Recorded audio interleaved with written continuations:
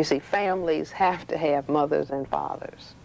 If you take, if you take one father out of a neighborhood, you see, then the child who doesn't have a father can make up the difference with the other fathers. But when you take 90% of the fathers out by a dynamic, you see, you have really crippled the entire people. So that when the father is removed and he cannot play the role as breadwinner, and the mother play the role as, the support giver of the emotional well-being of the children, then you're going to produce certain kinds of behavioral aberrations.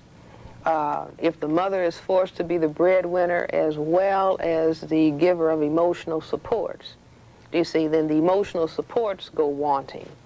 You can produce depression. Do you see, if a mother, if that balance is not there, the father as the breadwinner, the mother as the primary emotional support of the developing child, if that's not in place, then you can produce symptoms of depression in children.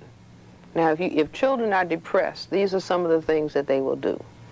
If children are suffering depression and dependency deprivation, they will become preoccupied with sex prematurely, and so therefore we get teenage pregnancy.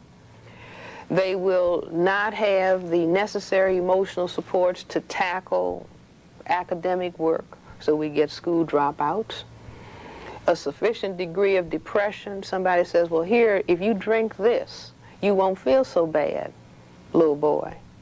Or if you take this drug, you won't feel so bad. You'll feel real cool. Do you see? And so that's the way I say that we get teenage pregnancy, we get school dropping out, and we get use of drugs. If you take large numbers of fathers out of a community and male children do not have fathers to model their behavior after and to lean against so that they gain strength and confidence in themselves as male children, then you will have children forming together in gangs. You see, engaging in destructive activity. So I see that all of these plays are, do you see, coming about because the white king is, in our analogy, do you see, put the black king in check. And black people have not understood these dynamics, do you see, or they knew something was happening and they were begging for it to stop, do you see, but it can't stop. And so I say that now, once we make this analysis of what the dynamic of white supremacy is really all about, then we have to go into certain kinds of behavior formation. And one of the kinds of behavior formation is because, see, now we have an epidemic of teen pregnancy. And there's no way in the world that a teenager can rear a child to emotional maturity. Do you see? That's not possible. Okay. So I say that we have to understand that this dynamic, white genetic survival dynamic that has checkmated the black king or put the black man in check, do you see, this is going on. But if we begin to understand that that is happening and then consciously codify our behavior, this is on the black side of the chessboard now, so that I have a rule: no black woman under the conditions of white supremacy should have a child before she's 30. No black male should become a father until he's 35.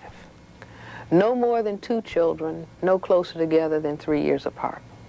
Do you see? Now what am I doing? See, the white supremacy dynamic is not only putting the black male in check, but it is to inferiorize the behavioral functioning in order to hold an oppression, in order to have that sense of, look at them and I'm superior to them. I really feel genetically inadequate, but I get a psychological kick by seeing them in a very degraded state. Do you see? And so the counter move is to understand what this dynamic is all about. I mean, it's just like if you're in a sailboat and you want to get to a particular point on the other side of the river, you have to know the current of the wind and the current of the river, and you tack against that force to get to the point where you want to go.